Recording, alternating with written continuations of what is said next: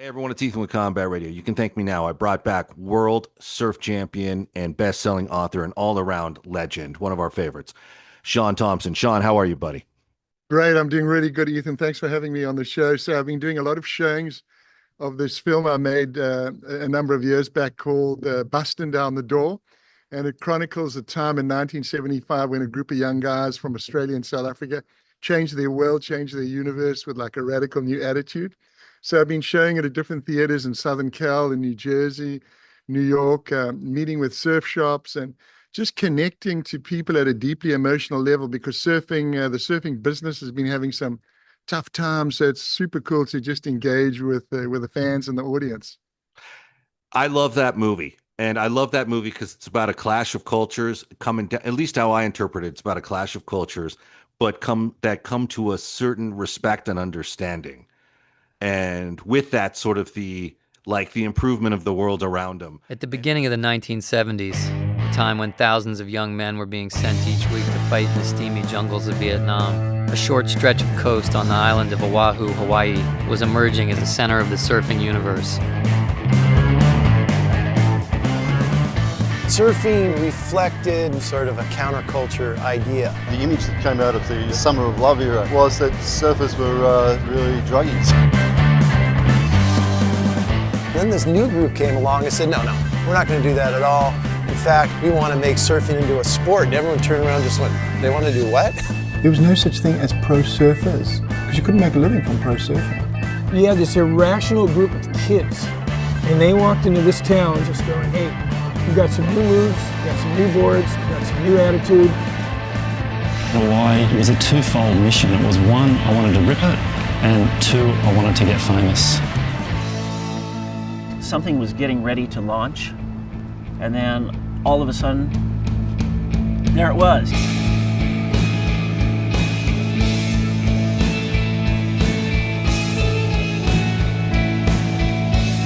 We said we were good. We were number one. It's indisputable. This whole thing of trying to break in and establish a sport, it took a very, very strong attitude. They'd write articles about how we're here, we're the kings of the sport. And this brash attitude of screw the establishment, we're going to go for whatever it takes to get what we want, it rubbed people the wrong way in Hawaii, without a doubt. They just really wanted a big slice of the pie. The problem was they wanted too big of a slice of the pie. They did it for nothing, they did it just for the love of surfing. It's timeless stuff, it's stuff that will probably never be repeated. Well, they came here at a time when it was pretty wild, more rough than it is these days, like the Wild Wild West. Ian writes a headline on my column, Aloha is dead. There was a pride at stake here. I went to Wahiwan, bought a shotgun, I bought a 12 gauge, and slept with it by my bed. They could not go anywhere.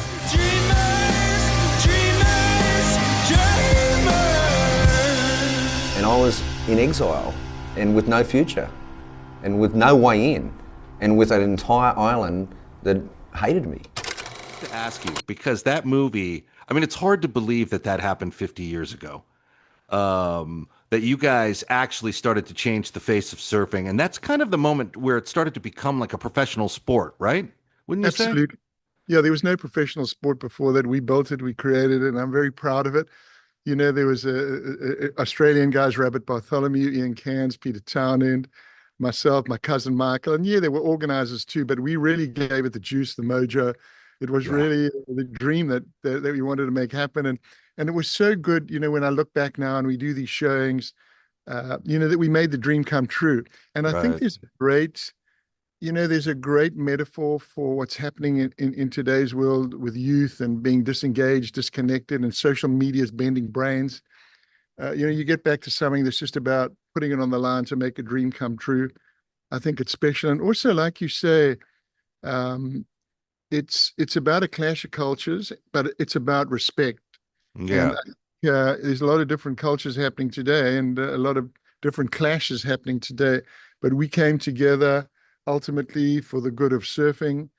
I think for the good of the sport, and from there built it from like a start that was like violent and turbulent,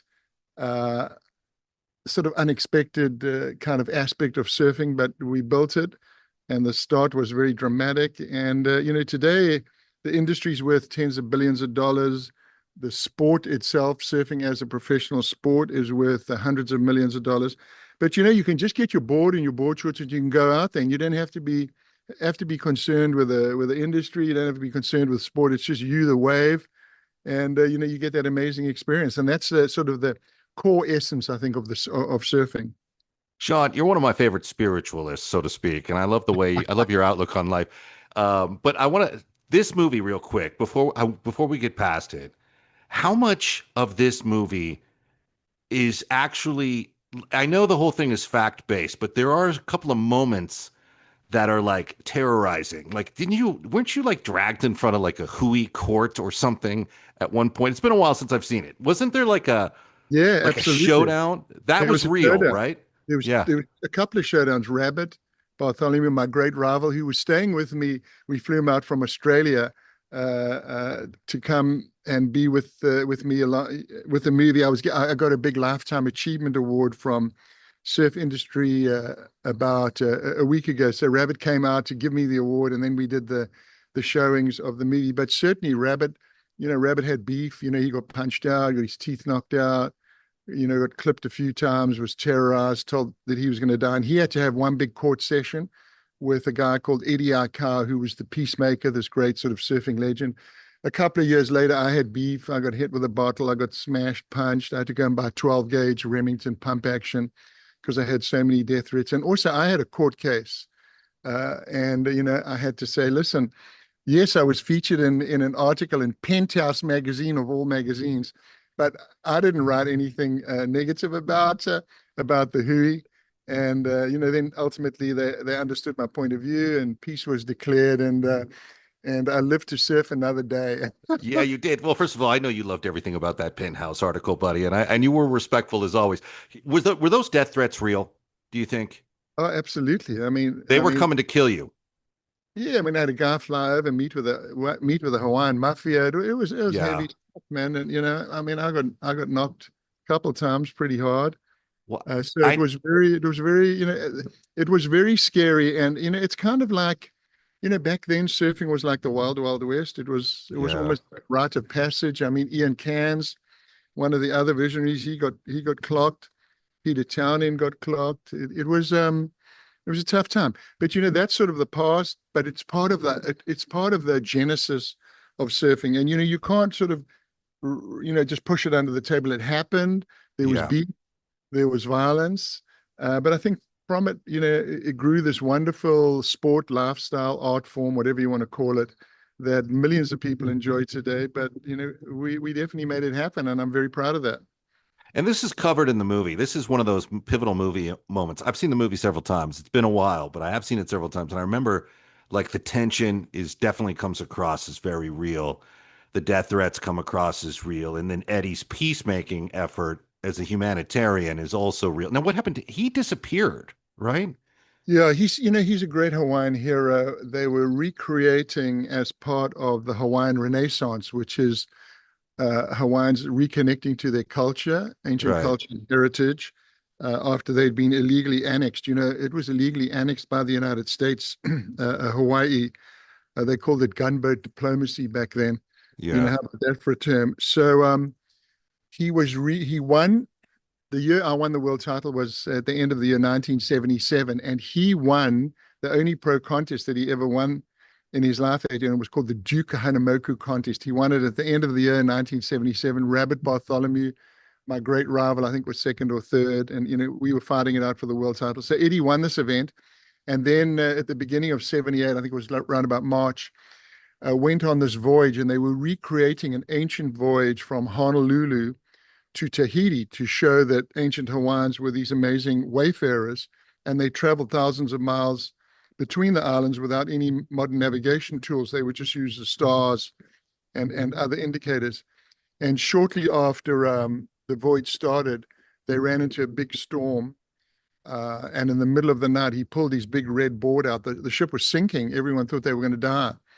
So he grabbed his big red board out, jumped on his board, and he paddled to try to find help, because they could see They could see the lights, but it was a big storm. They never found Eddie, and they never found his board. But he lost his life trying to save the lives of others, and he was a lifeguard during his career at this place called Waimea Bay, one of the biggest, most treacherous waves in the world, saved hundreds of lives. So he was certainly a wonderful guy. And also, people say, why do you think he had aloha towards the South Africans and the Australians? Well, Eddie came to South Africa. He was invited out to compete in a pro contest in 1973. Or 1972. I was at school, at high school. And in those days, South Africa was an apartheid state. It was a state of segregation. And he went to check into his hotel. It was called the Malibu Hotel of all hotels. And they denied him entry. They said, no, you're black. You can't come into this hotel. So my dad heard about this. We immediately drove down. We had a little beach buggy. We picked him up, and he came and stayed with us. And, I would take him surfing every day. And I think he never forgot that. And then we introduced him to this wonderful Australian family who took him to Jeffreys Bay, and he had a great time with them. So, he got a lot of aloha when he was in South Africa from South Africans and also from Australians. And I think he never forgot that. There's a lot of stories like that about you. That one's about your dad and your family, but there's a lot of stories that are similar that I've heard on the streets about Shaun Tomson here, my buddy, where you've just extended goodwill without it ever expecting to come back. And people have told me, since they've seen our interviews or saw you were at my daughter's charity event, have pointed out these moments with you where you extended some kindness and goodwill that they never forgot. And we have to at some point sit down and have lunch, and I'll just tell you these stories that people have told me. And that makes sense. So when you guys get to Hawaii, does Eddie recognize you from that right away? Or was there he does? No, he recognized straight away. I went to Hawaii after that incident when I think I was like 16. Yeah. And he invited myself and my cousin. He invited us. The family lived on a graveyard. They would tend to the graveyard up in an area called Punch Bowl. And let me tell you, it was a bit spooky there going to a graveyard at night. And then, they're all sitting around playing guitars, having a party. But they definitely, Eddie and his family, his great brother Clyde, who we lost recently, Myra, and, the whole clan was super nice to us. His dad, Pops, they were really great to us. And I think he never forgot, perhaps what, for us, it wasn't a big deal. We just wanted to pick him up, bring him, it was like segregation. We wanted to bring him with us and show him that while there was this repressive sort of government aspect, the people there were good people in South Africa. South Africa was populated by great people. Right. And it's interesting because you come from very, very distinguished roots. Your mother survived the bombardment of Malta during World War II. Your father survived a shark attack and was training for the Olympics. You guys have a very distinguished history of surviving the shitstorm and still coming out with a vengeance. And this, I think, plays into your character from what I've witnessed of you. Now, does this, first of all, I got to tell everyone, if you haven't seen Busting Down the Door, it's really enthralling.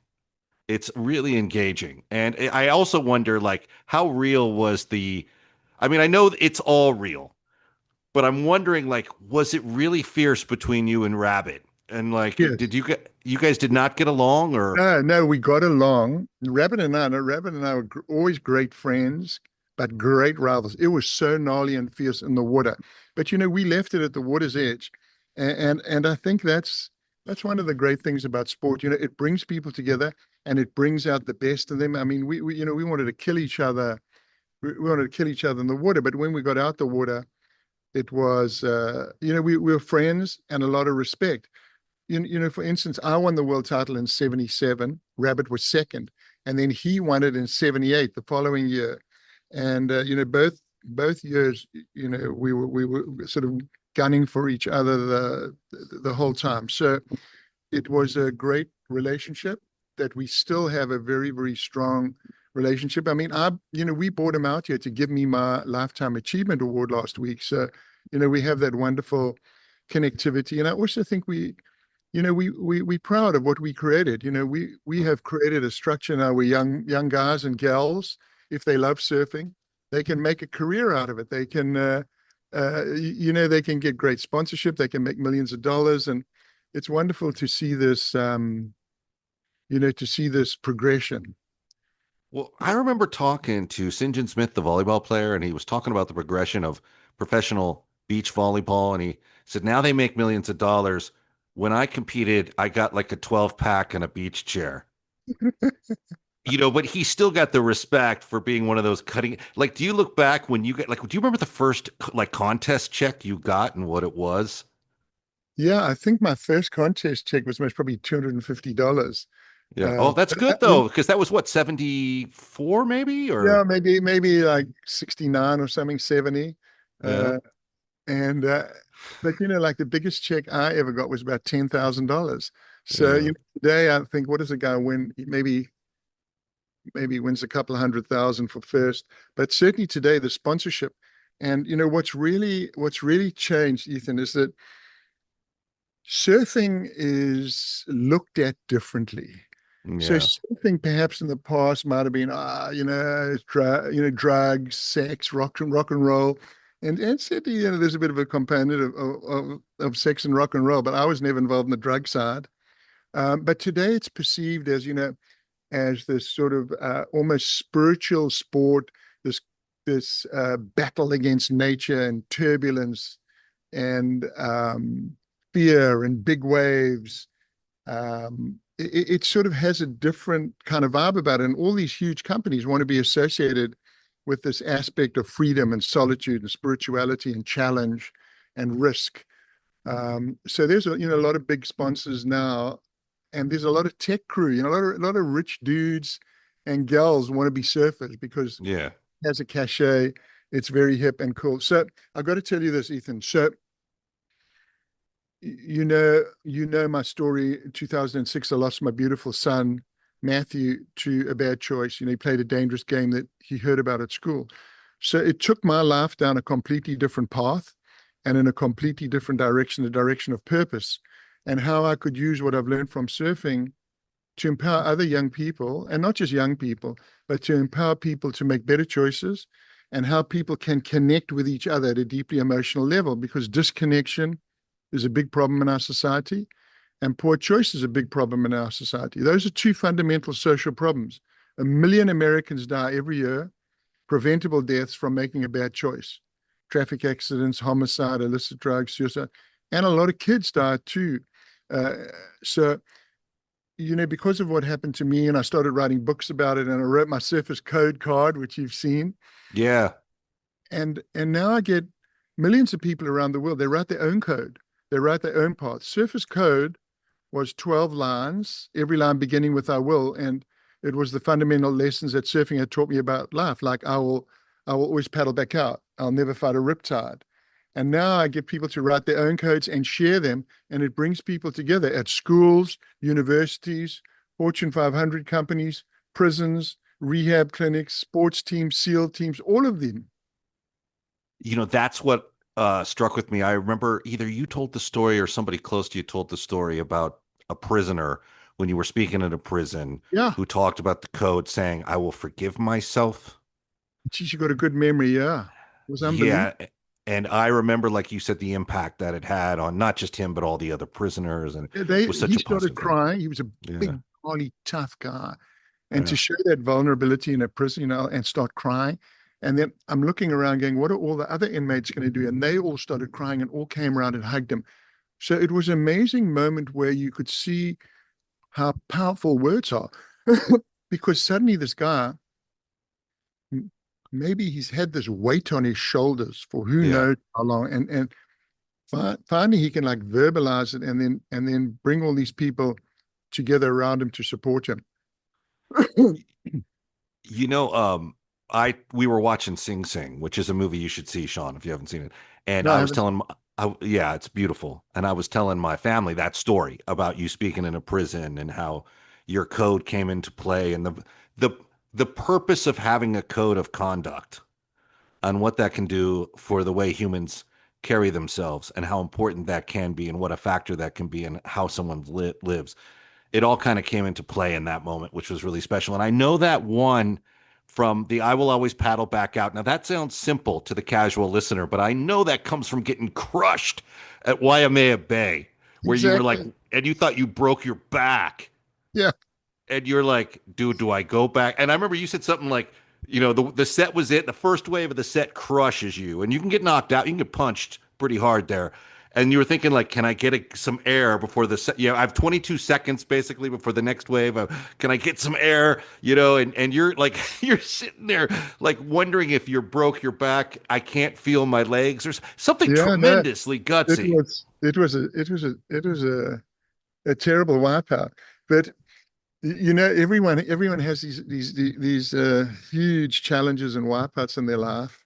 Yeah. And you know, it's kind of like the world is in a bit of a wipeout stage right now, but you've got to maintain the hope.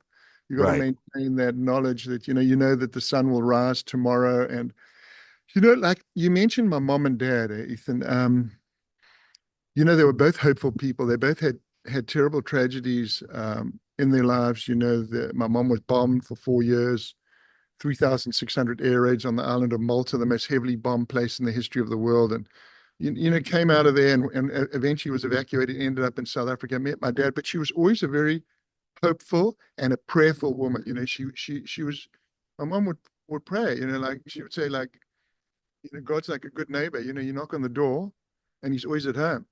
And, you know, you knock on the door with prayer and he's always at home. And then my dad, with this terrible shark attack that he had, but still never lost the love for the ocean and taught me how to swim and surf like 100 yards away from where he'd had this terrible attack, and then impacted so many other lives with, you know, helping so many other surfers. And then, you know, me after my terrible loss, it took me a while, but I still maintain the hope. And today, you know, I live a very hopeful, optimistic life and helping, and I think empowering millions of people. Just write your code. It's so simple, 15 minutes, 12 lines. Every line begins with I will. And anyone that wants to can just go to my website. It's shauntomson.com. You download a worksheet and you write it as a family, or you write it as a business group, or you write it as a sports team. It's free. All it is, surfing gave it to me. Surfing gave me the surfer's code, and I just try to give it back to many people, because the world does need help, and the world needs a way that we can connect with one another. You know what I mean? How can we connect with one another? And like you tell that story about the inmates. Now, these are separate guys, and through this guy, through what he wrote, now they've all come together. And it's no different to when I do it like for a Fortune 500 company, because so many people in large corporations, the sort of business speak word, they call it disengaged. And it's like 79% of employees around the world are disengaged. That means they're not connected to their fellow employees, they're not connected to the workplace, and they're not connected to the mission of the company you work with. So I really do my best, I'm telling you, Ethan, to bring people together. And I ask people right at the beginning of my presentation, I go, text me a word that describes how you're feeling. And they text me a word and I form a word cloud. You know what a word cloud is? The more frequent words are larger. So on the screen, you can see what everyone's feeling. You can see all the words, but the popular words are larger. And I started doing it in COVID, and the words have been stress, anxiety, depression, disconnection. I call it a sad mindset. How gnarly is that? And then I talk about how the code developed. I tell 3 surfing stories. I tell the story about the big wipeout, about I'll always paddle back out, about resilience and perseverance. I tell a story about surfing Banzai Pipeline, the most dangerous wave in the world, about courage and commitment. And then I tell a beautiful story, and you've heard me talk about it before, about the sacred story stone and the sacred story circle, connecting deeply with my son on the beach.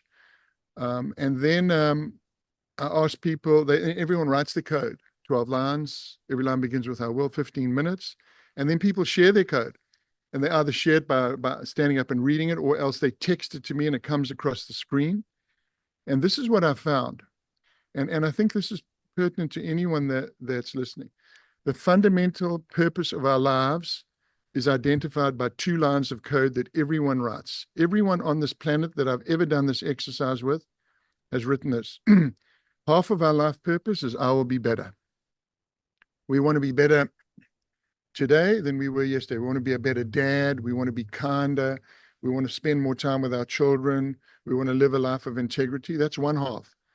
The other half is I will help others be better. I will be a leader. I'll be a volunteer. I'll be a mentor. I will lift others up when they're down. Okay, so now you've got the negative words, you've got the stories. People have written their code, now they've shared their code. And then I ask them, text me a word that you're taking home with you, one word. And you know what the two words are? Hope and purpose. How I was about going to guess hope. Yeah. Hope and purpose. Do you think that code pulled you through, maybe even saved your life? Article 2 of that code, the I will paddle back out. Do you think the blast at Waimea, where you had to like dig deep and like overcome what was like what could have been like a deadly situation to get back out there, do you think that somehow pulled you through darker times ahead? I think it did. And it's interesting, you know, that simple line, I will always paddle back out. Yes, you know, at a first glance, it's about resilience and perseverance. You know, you get thumped, you get back on the horse, you fall down, you get up. But at a deeper level, I think it's about hope.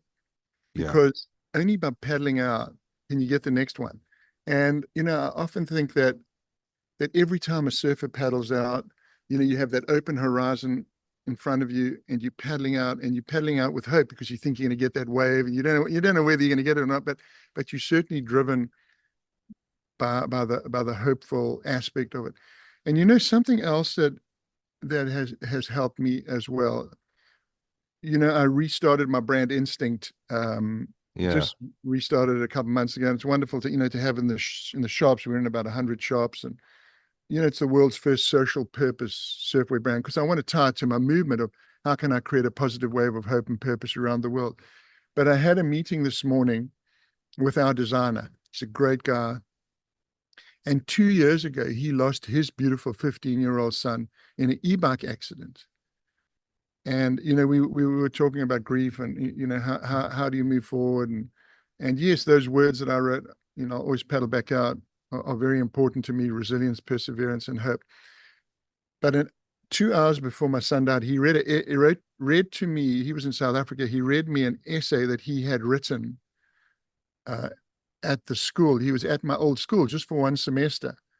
And he wrote these words. He wrote a beautiful essay about tube riding, which is what I was very well known for in surfing. I developed a new technique for riding inside the tube. But he wrote these words, "The light shines ahead."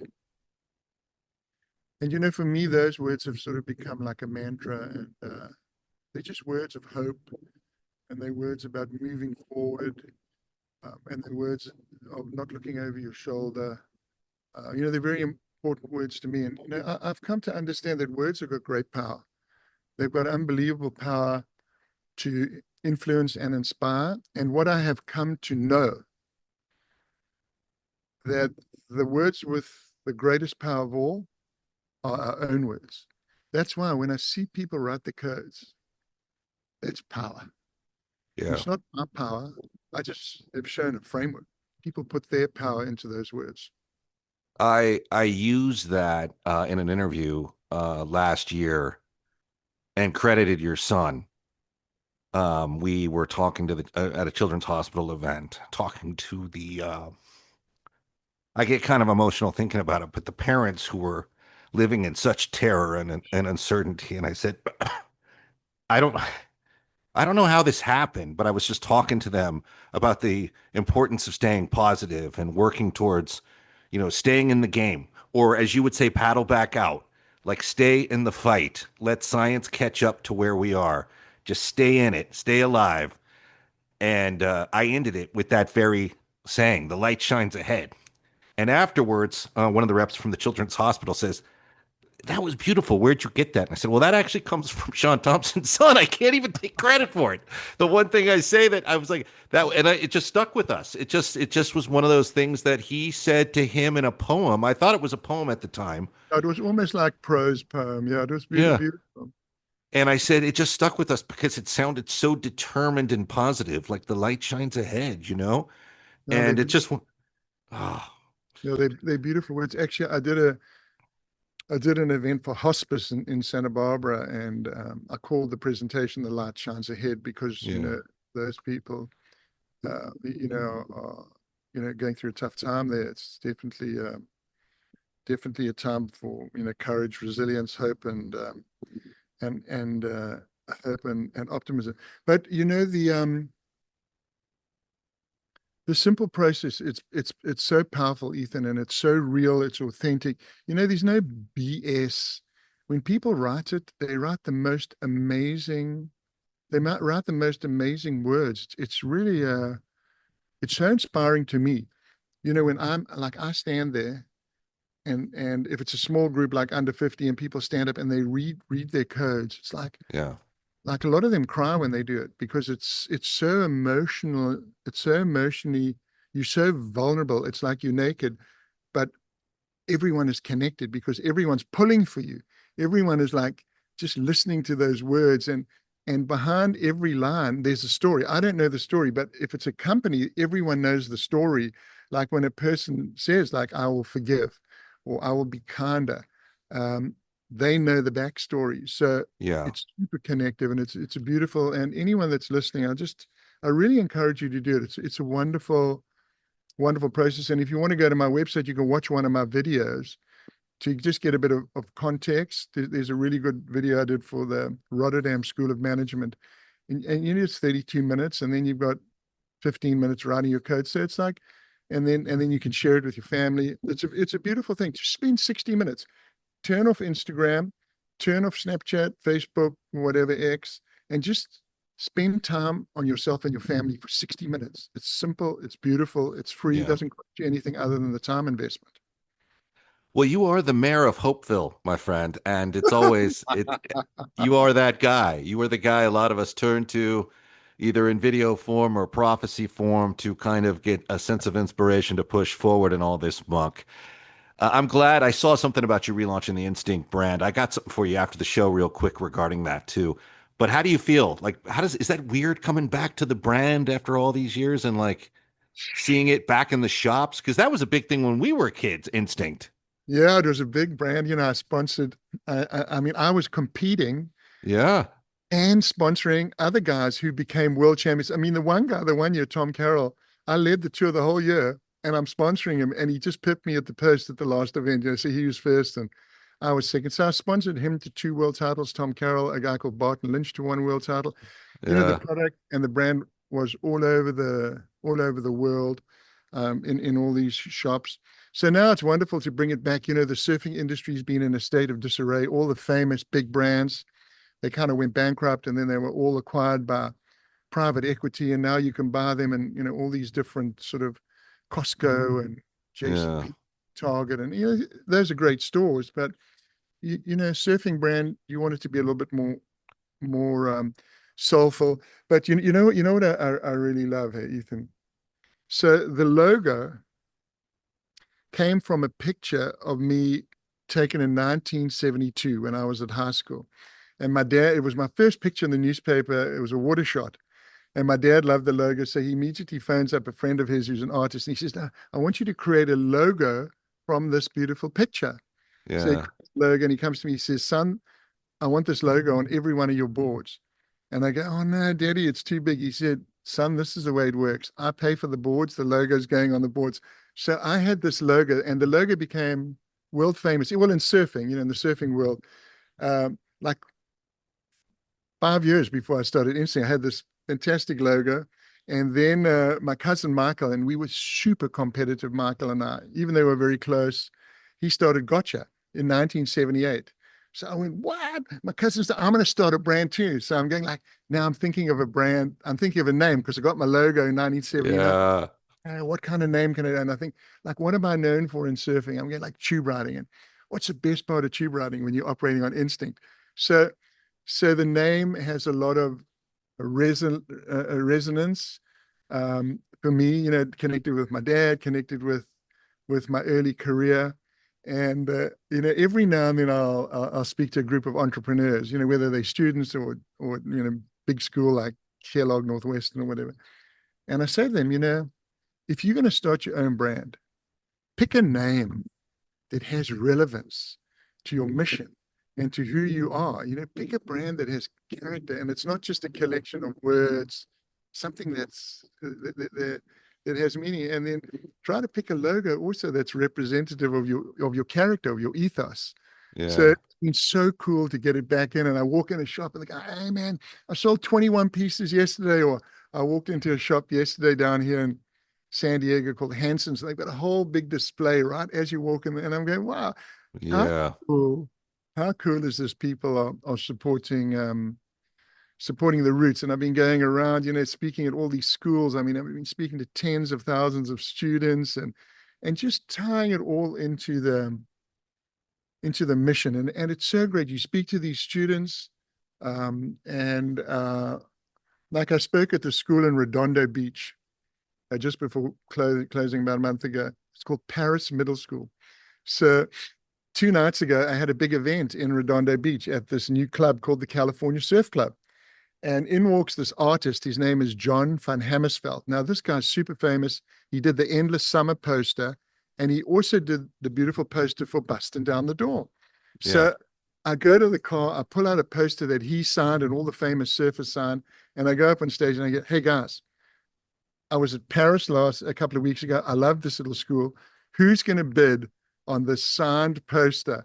And immediately, boom, $1,500, and the money goes to the school. So it's so wonderful to be able to tie together the mission, to like empower instinct, empower education, and then also through my association with the Surfrider Foundation, empower environmentalism. It all kind of connects. It's so beautiful. I'm big on the environmental side. I love that you got back in the instinct game. It's so funny. It's first of all, props to your dad for showing you in the early stages how business works. When he's like, "I pay for the boards, the logo's going on the board. It's not even up for discussion." Not even a discussion.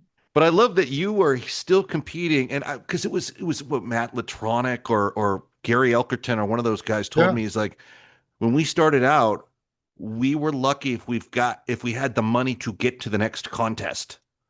And kind of like, how do we even eat or do this or pull this off? And it was guys like you with instinct that started getting in the game because you knew it. You knew the trail you were blazing. You were part of it. You were the expedition into the unknown. So you were help building a business that gave all these guys the future. I forget who said it, but he's like, "God, we were lucky to eat." We'd all kind of like, they called him Kong at the time.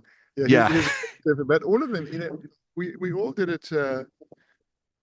We all did it the hard way. I remember, one of my first winters in Hawaii. I mean, all I had $150, which was to buy a car that would get me from, it's a 7-mile stretch, would get me from Haleiwa on the south end to Sunset Beach on the $150. Paid for my car, had it there for 3.5 months. At the end of the winter, I left the car on the side of the road with the keys in it. Is that where you were staying, Haleiwa? No, there's not much. There wasn't much there. No. Haleiwa is just a fantastic spot, but that's the sort of the southernmost break that we would surf, and it's like they call it the 7-mile miracle. That 7-mile stretch. But I would stay up in an area called Pupako, like right in the middle of the action. It was great. Oh man, those are the stories. Did John Milius? I used to work for John Milius, and I always wanted to ask you: did he approach you about doing Big Wednesday? I was involved in the world title race that year in 1977, and he asked me to get involved, and I said, I'd love to, but I got to focus on winning the world title. But Peter Townend, who's one of the protagonists in Busting Down the Door, got involved. So did Ian Cairns, and that was a great movie. And I read that script that Milius wrote so many years ago, and in the opening page, he has a poem, and I'm looking at this poem, and it's one of my favorite poems. It's by an Irish author called W.B. Yeats, and it goes, "A lonely impulse of delight drove to this tumult. I balanced all, brought all to mind. The years to come seem waste of breath in balance with this life, this death." And it was just like, it's not about surfing, but it is about surfing. It's called An Irish Airman Foresees His Death, and it's about this guy who's going to fly, and he's not flying out of patriotism. He's flying out of he just wants to experience that kind of being on the cutting edge of being between life and death. And I read that, I went, wow, Milius, man, we're on the same page. They literally, that was the opening page of the script. It's amazing how I mean, I obviously didn't work for him until years later. I was a kid when Big Wednesday came out, but that influenced all of us. But I was wondering, I figured you had to have been approached on some level for that at the time. It came across my mind because I was going to hit Milius up. Actually, I was going to call him, and it just led me to all these thoughts. And then I thought, I bet Shaun was asked to be a part of that, at the time. But you were probably, I think you guys would have had to stick to California. I mean, I know they shot some of it in Hawaii, but you guys probably wherever you were in the world. Hawaii, and then El Salvador, and then up on the Hollister Ranch. I wanted to win the world title. Yeah. There's a couple of times you like, I remember that Life magazine phoned me up, this famous photographer, Bruce Webb, and he said, "Hey, Shaun, we want to do a cover shot with you and Brooke Shields." And I went, "Hey, Bruce, sorry, man, I'm in Hawaii, man. Pipeline's on." Right. You have your priorities. Most of the time, that's my priorities, right? Yeah. Tell Brooke hello. I loved her in Blue Lagoon. Hello from me, but when Pipeline's on, Pipeline's on. That's right, buddy. So you got your priorities straight, my friend. So in closing, with all the big news, the screenings are busting down the door, your work, your environmental work, which I wanted to get to, but I know we're pressed for time. And everything going on, and just the spiritual nature of your everyday existence that highlights and brightens the world for all of us. First, I want Shaun Tomson's philosophical point of view on life, and then, in any order, the greatest wave you've ever ridden and how it comes together. Okay, so I'll give you the greatest wave first. So my favorite wave on the planet's a place called Jeffreys Bay in South Africa. When the surf's on at Jeffreys Bay, you can ride a wave for nearly 4 minutes. It's a ride of over a mile. And I was very well known for surfing there. Back in the day, they called me Mr. J Bay, which was pretty cool. But now, now they have like unbelievable surfers. There's another South African, Geordie Smith, who's just incredible out there. So I'm at Jeffreys Bay, and the surf is like cooking, and I'm first guy out in the water. I'm out there by myself in the water, and it's about 8 feet solid. And I'm sitting out there as the sun is just boiling up through the Indian Ocean, because it faces east. So it looks like the sun is just boiling up through the ocean. And I'm waiting for my wave, and this set of waves comes in. And in Jeffreys Bay, when it's good, you can have like an 8-wave set. So all these waves come in, and I'm bobbing over the waves, deciding which one to take. And it comes to about the 4th wave, and this perfect wave comes to me. And as it comes to me, I see there's about 300 dolphins in this wave. The whole, from the north to the south, it's just filled with these dolphins. They're coming straight at me. So I swing my board around, and I paddle in, and I take off. And I'm just surrounded by dolphins. I'm the only person. There's no one on the beach. It's just me in the water. No one in the water, just me. And I do a bottom turn, and I have this whole pack of dolphins do a bottom turn. Like, they run underneath me, they turn with me. And then I do a cutback, and then they all turn with me. And I'm riding this wave for about 200 yards, just getting this unbelievable feeling of connectivity to the wave and connectivity to these beautiful mammals that are just around me, just kind of following my lead. It was an amazing moment. And then they disappear, gone. And we come into this section, they used to call it impossibles. And this is the fastest, hollowest part of the wave, where you can get completely inside the tube of the wave. And the wave lines up, and I pull into this tube, and I'm riding along far back. If you were looking at me from shore, I'd be completely invisible. And I'm far back inside this tube, and it feels like time has slowed down. It feels like time's expanded. And I actually feel that I can curve that wall to my will. It's an amazing sensation. I'm just flying along, just like on that balance between life and death. And next thing, there's an explosion right in front of me, and 2 of these dolphins burst through the tube, and I go past them, and I'm like inches away from them. Shoo! And I come shooting out like I've been shot out the barrel of a cannon. Wow! With all the spray and mist, I call that the breath of God. And that was my wave, man. That was my wave, and it was just an amazing moment of excitement, exhilaration, and also connectivity to both time and space, to those beautiful mammals, and to that beautiful wave. It was just a wonderful moment for me. Wonderful moment. Well said, buddy. And your Okay, 3-point. You go ahead. Now from just a little bit of life philosophy, and I like to think that I don't offer any prescription. I just offer a perspective. There's no prescription. I never tell people, which road to travel on or which path to take. I just give a framework. The code's a framework, and people put their own mojo and commitment and purpose into it, and use it as they wish.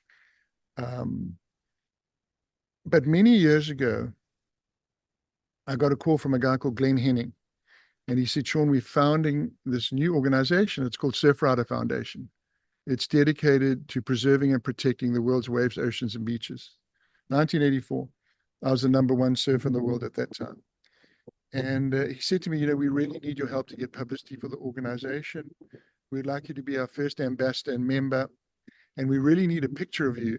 And we need that we can put on a poster, and we need some words that describe what we're doing with the organization." So I went home and I found a super cool picture of me at the Banzai Pipeline doing a bottom turn. And I wrote 5 words. Do a good turn today. That's it. Do a good turn today. So I like to think, when I wrote that so many years ago, that those 5 words have become like a mantra to me. They become really useful to me in my life. And surface code is super important to me, my 12 lines. But those simple 5 words, I think, are at the essence of humanity. That it's not about self. It is about self, yes, but it's also about how can you do a good turn today. We love you for that, buddy. Always gracious, always insightful. Shaun Tomson, nothing short of a world-class legend. Stop big timing us in the future, man. We got to get together at one of your screenings soon. We miss you. Would love to. Take care, brother. Brother, I got one question for you off air, but all I got to say is the world's a better place with Shaun Tomson in it. He is the mayor of Hopeville, and the light shines ahead. Is this okay? Hi, my name is David Pasquesi. You may recognize me from television program or motion picture, or not.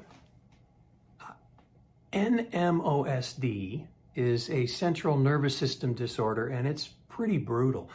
You can help. Go to GuthieJacksonFoundation.org and donate today to help them find a cure. GuthieJacksonFoundation.org.